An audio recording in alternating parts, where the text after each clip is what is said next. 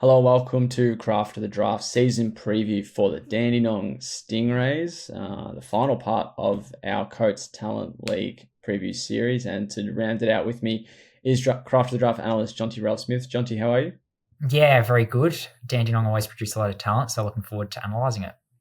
Yeah, some top stars of the competition last year in Harvey Langford, Cooper Hines, and they'll have plenty more on display in 2025. Noah Hibbins-Hargreaves being one, Tyron Mood, Toby Sinnema, just to name a few. Let's probably start with Hibbins-Hargreaves because he's one of their two, I think he might be their only AFL Academy asset for the year ahead. Had such a promising bottom age campaign and capped off his year quite nicely in the Future Stars game. Where do you kind of see his ceiling for this year ahead? Yeah, a really good running player, someone who understands how to play in the front half of the ground really well. I think his ability overhead is something that's quite deceptive. It's quite underrated. He's got the ability to take a mark. He can take a contested mark as well and seizes his moments. I remember going through and doing a statistic post last year on our platform, and his ability to kick goals in last quarters when the game's up on the line, and it's not just kick goals, but also take marks or have a contest right when his team needs him to, is something which is really impressive. I think he went at 90% in terms of goal kicking accuracy in last quarters where the margin was 2 goals or less. So yeah, he always makes the most of his opportunities, and he has a lot of courage and running capacity as well. Probably splits his time between the wing and half forward, but yeah, the most touted prospect, I suppose you could say, at this point of the year for the Dandenong Stingrays, and certainly will look to build on what was a very, very strong 2024 campaign. Another name that's got a little bit of attention over probably the past 6 to 12 months has been Tyrell Moon. Maybe because of his, short links with Melbourne and the fact that the D's won't get access to a player of his caliber. So the D's might hope come draft night, if everything lines up, they can still get access to him come November. But what kind of player could they be missing out on come next year?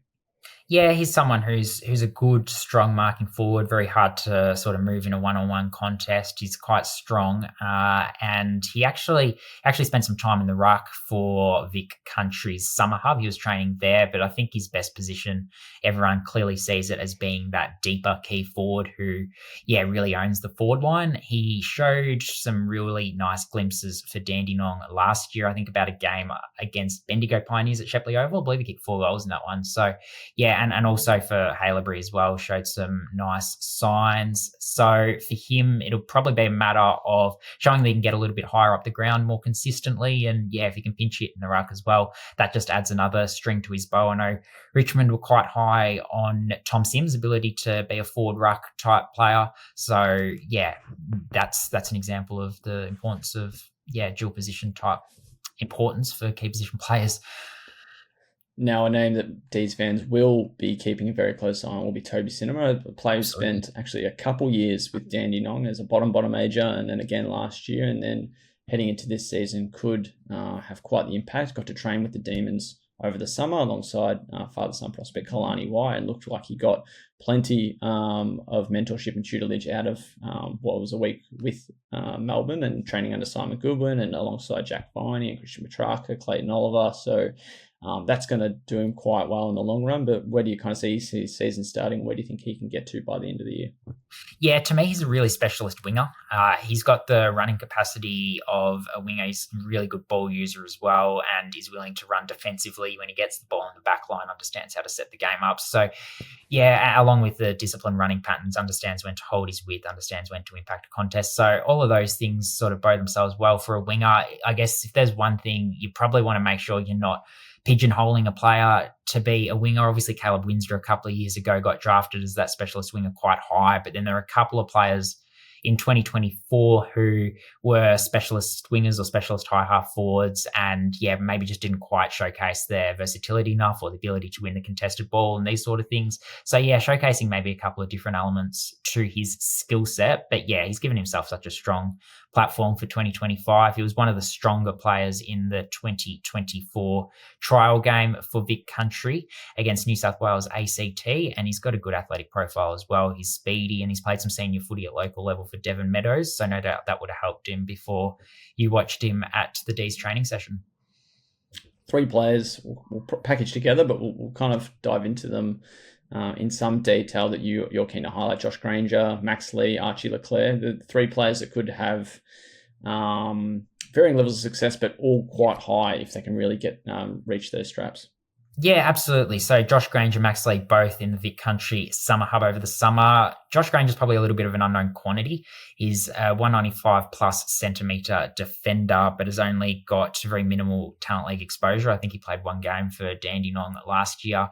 But yeah, that sort of size, and he's got real upside as well with the way he's built. So hopefully he's one that's able to come on, and he'll certainly get every opportunity with the amount of strong key forwards that are floating around in the talent league this year. There's plenty of them compared to 2024. You talked about Archie Leclerc. Yeah, I really liked his start to 2024. His start to his Coates Talent League career.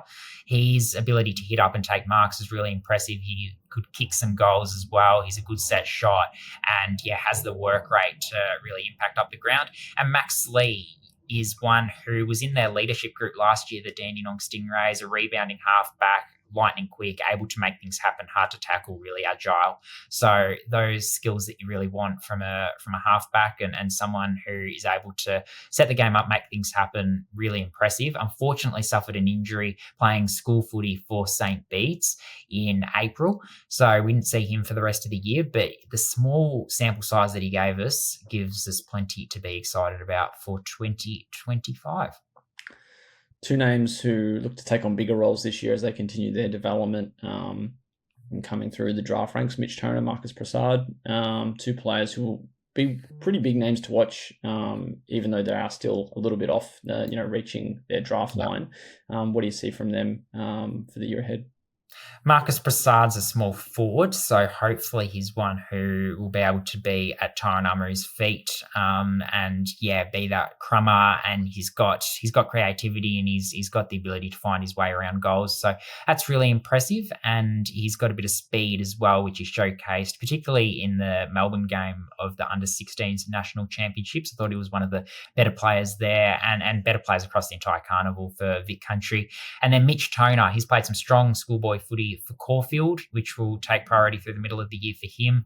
Was also at the national championships for Vic Country, and he's one who probably spends a lot of time forward this year, but with the strength and power that he possesses can go into the midfield as well. He's the brother of Williamstown half forward Jack Toner and cousin of Sam Toner, who'll be a mid-season draft prospect for Richmond last year after narrowly missing out for the Stingrays in 2024. Seems like they've got a fair few bottom ages who will have pretty significant roles this year. Who else should we be keeping an eye on from their 2026 prospect crop?